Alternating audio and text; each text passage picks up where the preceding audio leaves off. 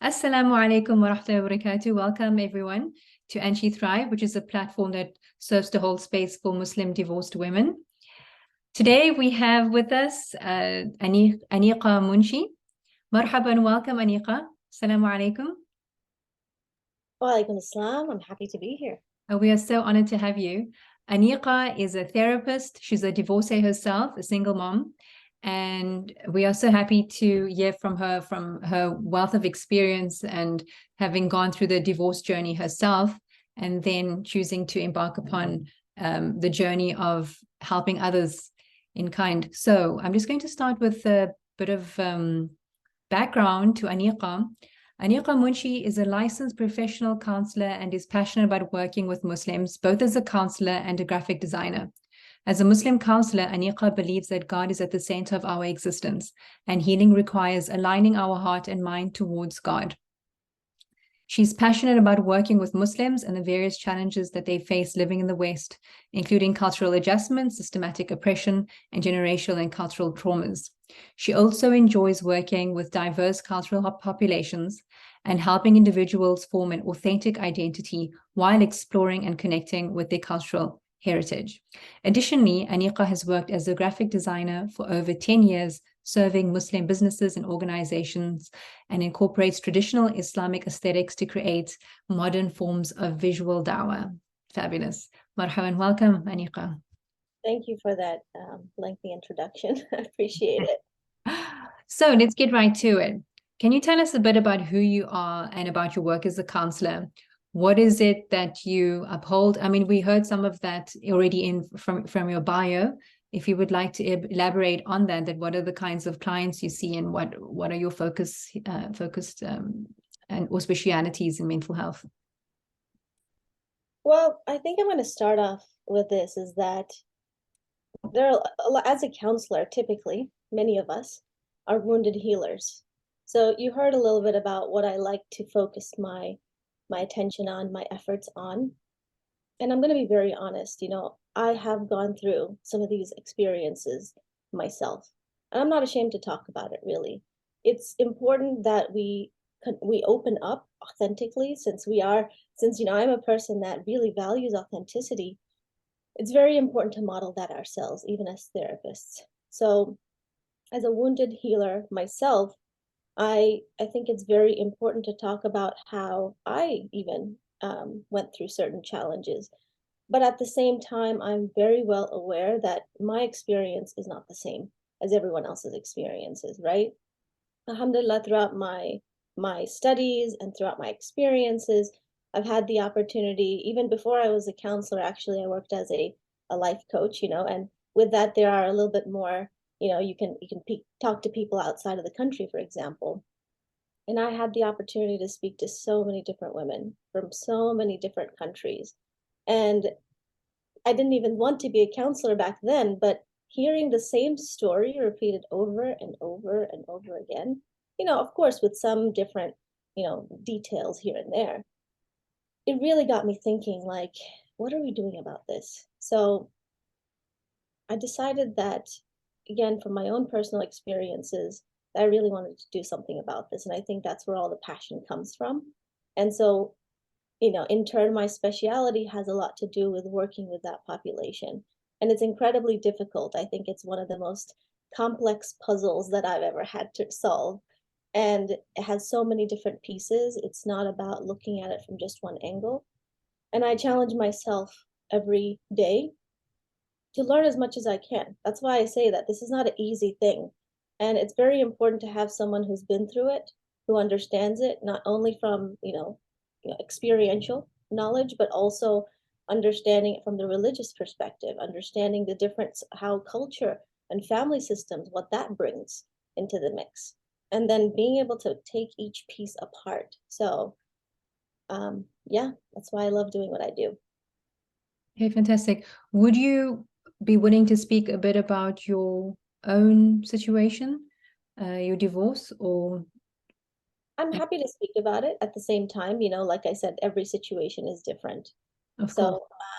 all I can say is that, I was married for 5 years. At the beginning, I didn't know. I would have to say, though, I was very naive. Now looking back, now after divorce, after having, alhamdulillah, worked on myself, and I myself have been through therapy for on and off for about, to be very honest, like 8 to 10 years. Really, it's just, and even then, in between, I'm like an avid reader. I love to read about all these different topics, especially with narcissism. I have to say, I've been reading so much about it, not just articles, but journals and books for over 10 years, about that long, because this was a problem I couldn't solve. To me, it was in my marriage where I'm like, I'm trying to be the best person I can be.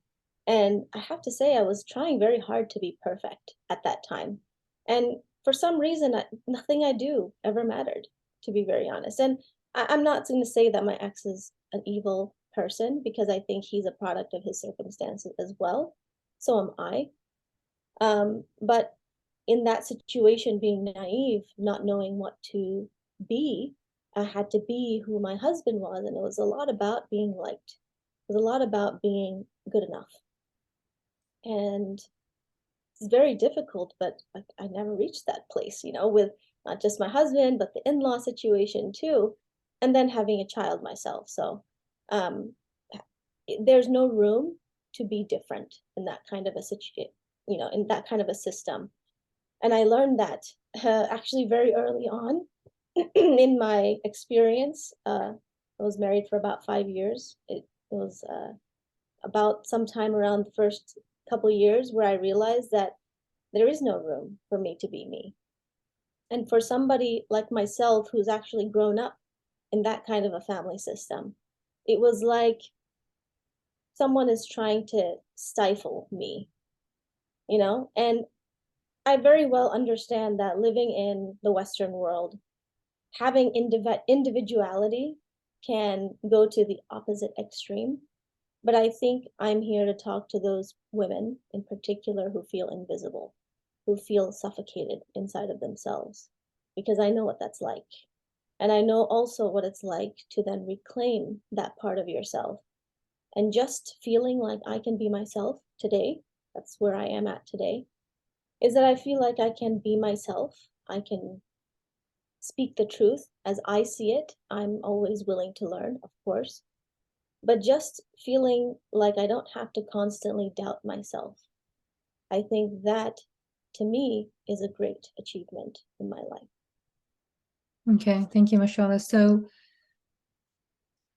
our topic today is centered around self-esteem and identity, but you have mentioned that your interest is in enabling women to reclaim themselves, to find their voice again, and it's all intertwined with identity and self-esteem. So it might be a good a place to start where you can say something about identity. Why is it so important to know who we are?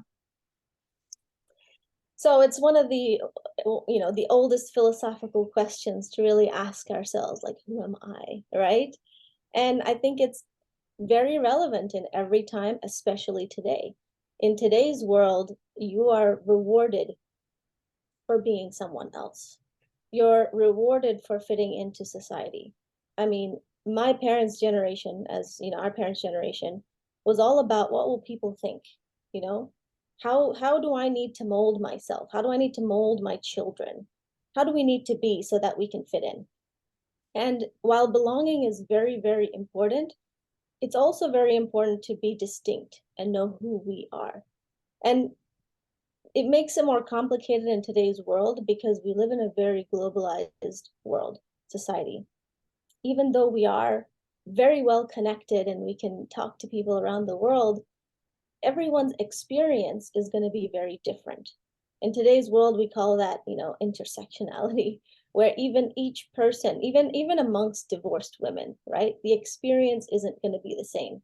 My experience isn't going to be the same experience as, say, an African American woman with maybe teenagers, or maybe there's disability involved, or maybe, whatever the other, different situations are. I think it's important to first figure out who we are and know our own experience before we go out there in the world and then judging everyone else. And it's incredibly hard. To me, self-esteem is very layered. I don't like the term self-esteem, by the way. I like the term identity. So I'm going to use some different terms during our talk today. Okay, tell me why you don't like the term. To me, self-esteem is it's a very modern word, and it's product of our modern world as well. So even the word self-esteem puts a lot of emphasis on the self. Esteem is really about valuing the self. The whole self-esteem project was really popular 100 years ago, even 50 years ago. But I think now we're starting to realize that even conceptualizing the problem as a self-esteem problem isn't going to help us. So some people would say, and I'm getting a little bit deep here, but some people would say that an abusive person is at the very core, has a very, very low self-esteem. Well, that may be true, that may not be true. Most individuals are riding on a really, really high self-esteem. And by high, we don't always mean good. Because sometimes having a extremely positive self-regard of ourselves is actually a sign of narcissism. And so we want to be careful in how we balance that term. It's also, it's not fully accurate to say I have a positive self-esteem or a negative self-esteem, because now we're going into very black or white or either or. A person who has gone through narcissistic abuse, for example, is very well going to have negative thoughts and feelings, so to speak. But that doesn't mean that person is bad. That means that that person has gone through a hard experience. You know what I'm saying? So how we talk about it is very important. Instead, I'd like to say the words such as like identity, because that is about who we are, not who we should be. We're not trying to value ourselves based on a society's expectation. I'd rather talk about, sense of belonging. Also competence, like feeling competent within ourselves, not competing with society's expectations, etc. Stuff like that. Okay, so I understand that you were saying that identity encompasses all of who we are.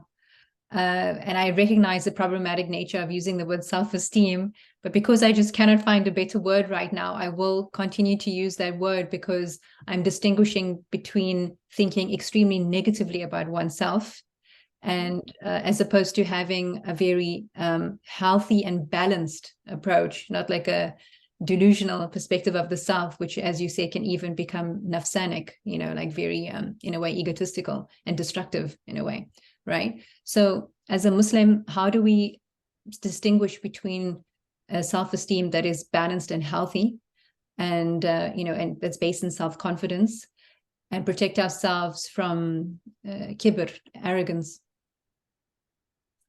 So without this becoming an Islamic lecture, I think that it's important to understand that arrogance is something that is very much hated in our religion, to the point that it's mentioned many, many times in the Quran.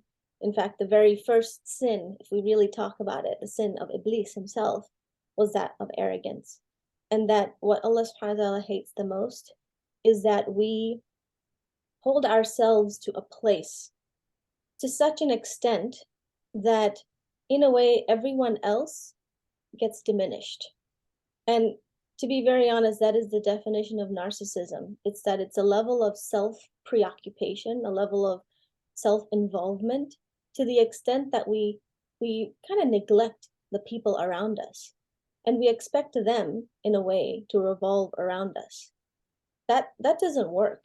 Imagine the way that Allah subhanahu wa ta'ala has designed the creation, solar system, for example. It's the sun, I'm sorry, this is a technical point, but the sun doesn't have so much gravity that it pulls all the planets and the stars into itself. In fact, there's actually a perfect harmony in that. However, if you have like a black hole at the center of the solar system, that's going to pull everything in and diminish anything that comes in. So it's not really filling up the black hole, everything is just destroyed. And so that's kind of how I talk about a narcissistic individual, is that they're kind of this black hole, a vacuum. From an Islamic perspective, it's more that there is a sense of balance. You know, there is taking care of ourselves. We have individual responsibilities, but we also have communal responsibilities. In Islam, we talk a lot about the rights of others, but at the same time, we have rights upon ourselves, our body, you know, our intellect. We're taught to preserve those things. But like you're saying earlier, it's really about a balance of things. What that balance looks like depends on person to person. Okay, thank you. Now, if you could tell us a bit about what are signs that one has a very unhealthy, imbalanced perspective of oneself. So I'm going to go off of the whole balance thing again. And I'm going to use the self-esteem term so that it's easier to understand as well. Look at it like it's a seesaw, okay? It's like up and down. Look at it like there's two extremes, and then there's the center, which is hopefully the healthier perspective. On one hand, you can have an individual that what we call low self-esteem, low self-regard, low self-respect, you know, not much of an identity, etc. This is a person who thinks of themselves as beneath others. Other people are on above them. They're on a pedestal. They even act that way. They put others on pedestals because they always are on you know, they're lowly. They're in the mud, so to speak. Or self-loathing. Yeah, a lot of self-loathing, self-hatred. And this is a person who feels that they need other people to approve of them, reassure them, provide emotional support, so to speak, because their self-esteem is always deficient. On the other hand, you have a person who thinks very highly of themselves. They, like I don't like the language in our, social media. They say love yourself, for example. You know, maybe this person needs a little bit of that, but this person loves themselves a little too much. They hold themselves in too much of a high regard. Their self-importance is inflated. It's too much. They see other people as beneath them, you know, in the way that they speak. Maybe they feel they have more knowledge, or maybe they have a better job, or maybe, you know, they have a perfect marriage, or whatever that is, right? And the way that they talk, it gives off this aura of, you know what, I'm better than you. And they don't need other people to validate them. These are the people who are like, why would you need people to validate you? Like they scoff and they talk like that, you know? For them, they somehow, again, there could be different situations, but society favors them in a way.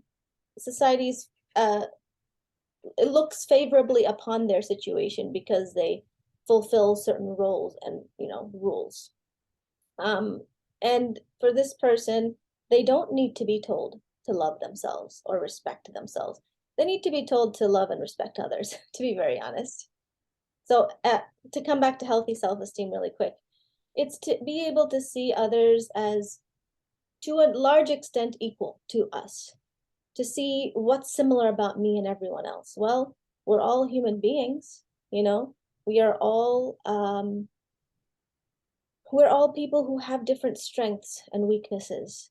And in that, no one is more superior except that in faith. And we know that in our religion. Could you mention more detail regarding what kind of thoughts does a woman have that would indicate that she has a very, maybe like a dangerously low self-esteem?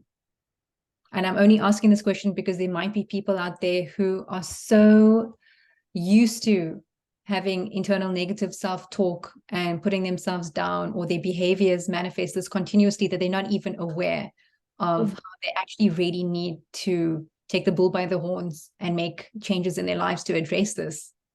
Yeah.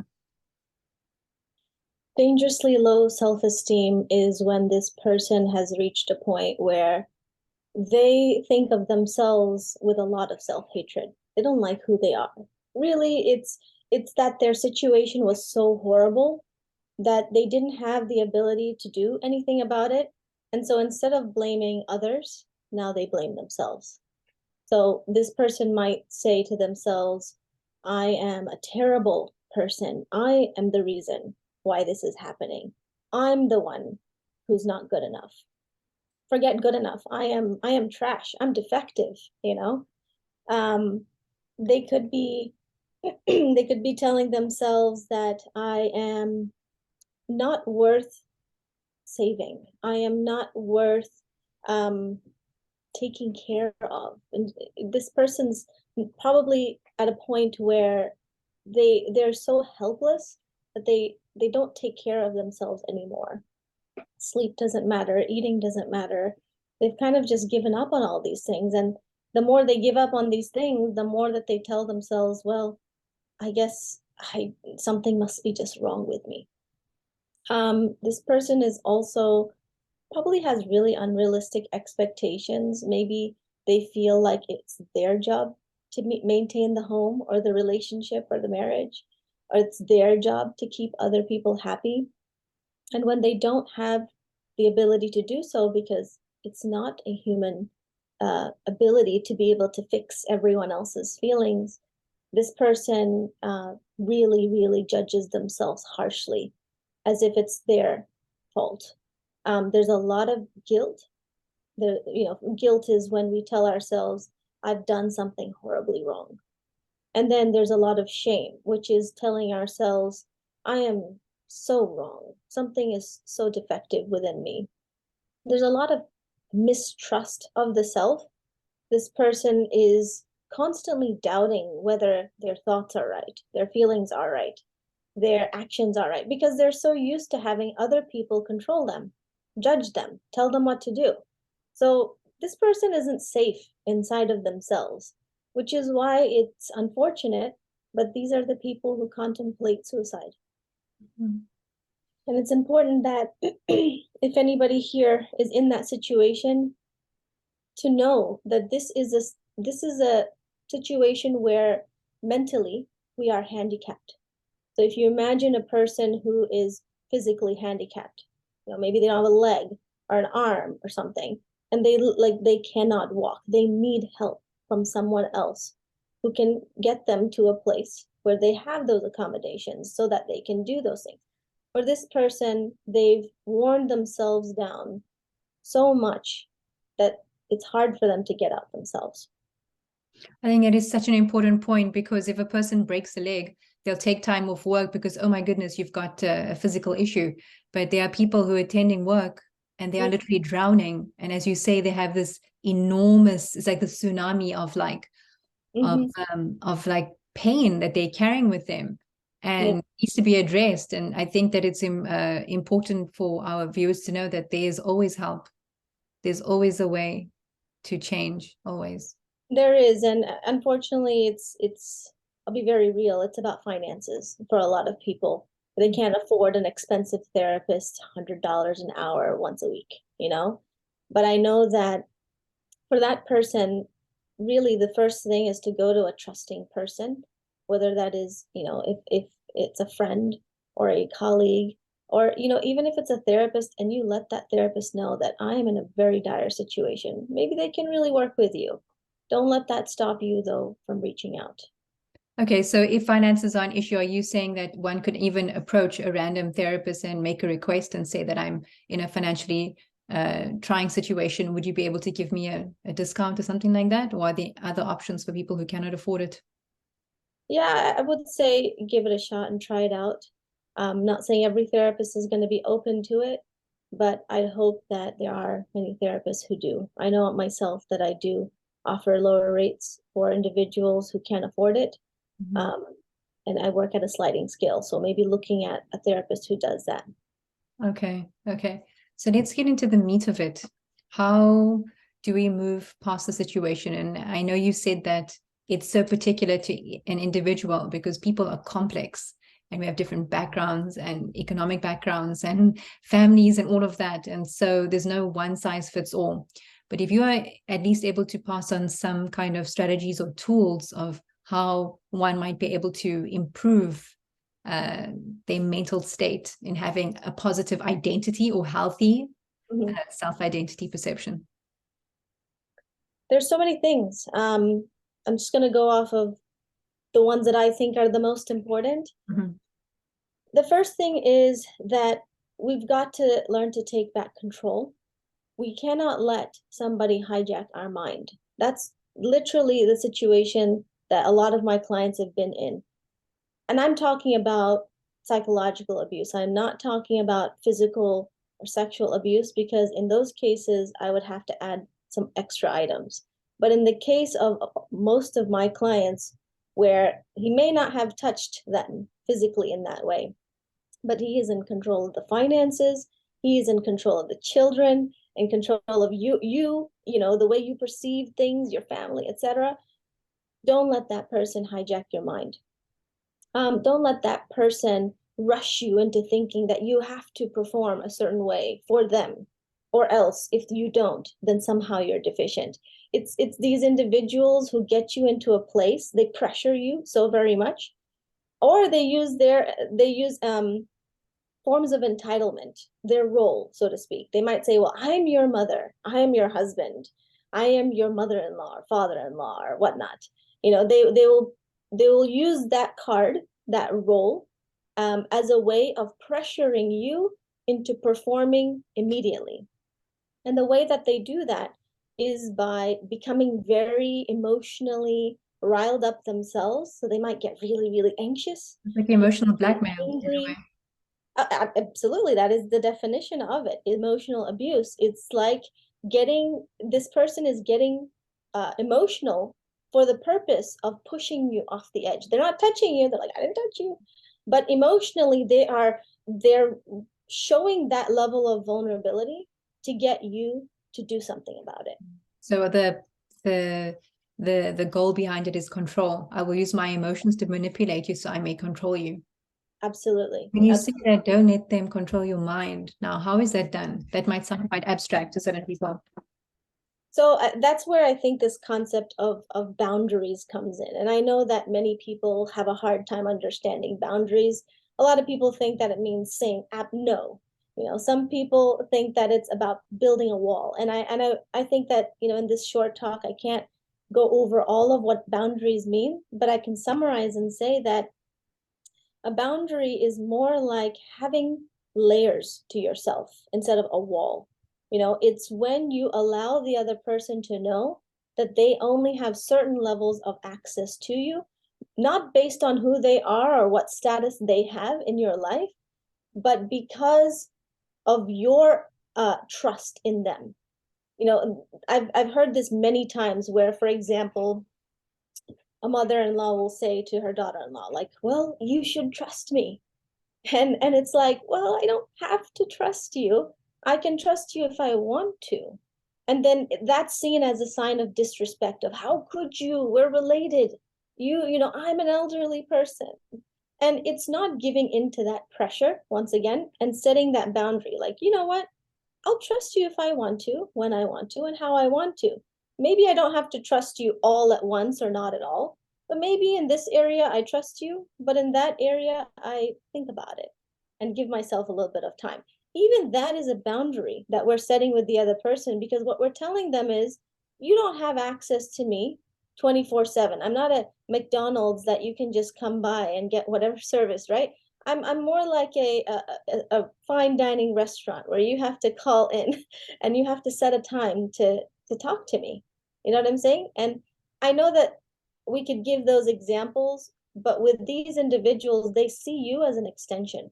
They see you not as an individual person who has thoughts and feelings and wants of your own, but they see you as a reflection of who they want to see in themselves. I know that's a bit complex, but really they want you to be a mirror for them.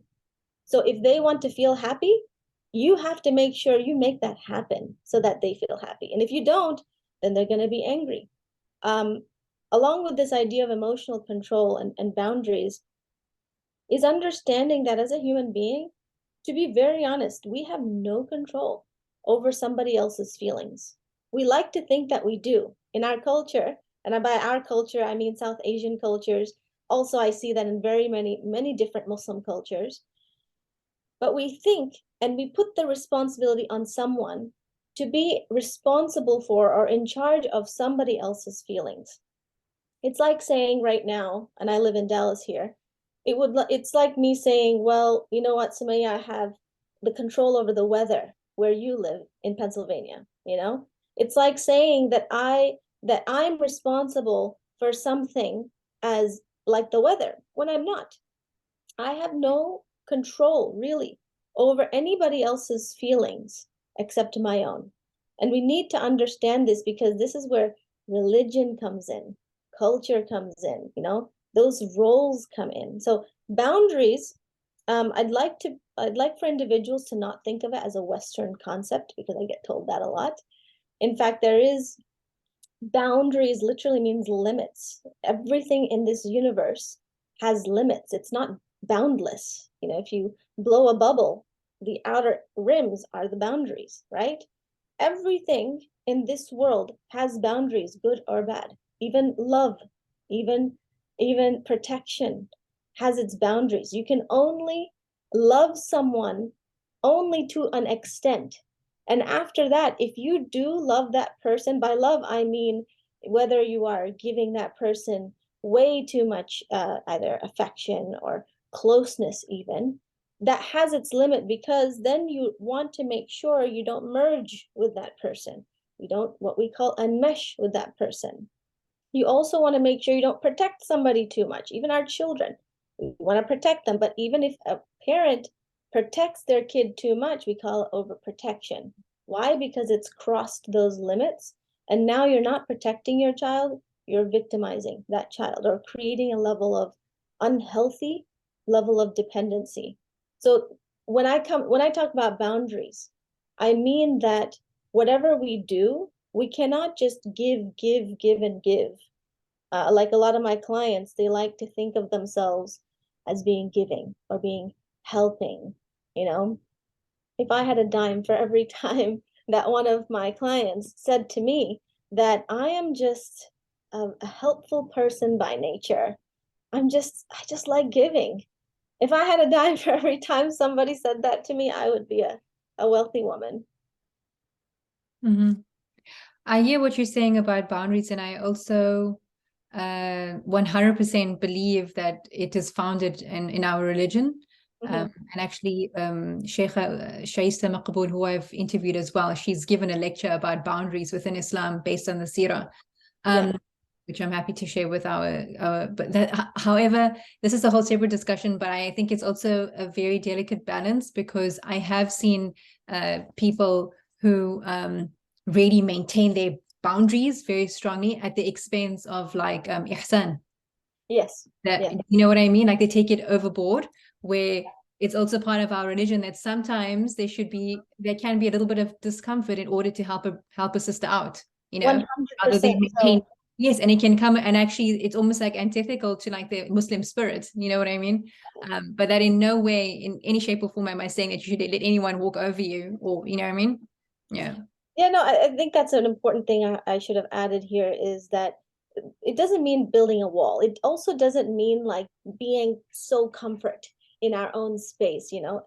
That's what we call rigid boundaries, which means this is a person who avoids maybe whatever it is that they're afraid of. And boundaries doesn't mean we're avoiding something scary.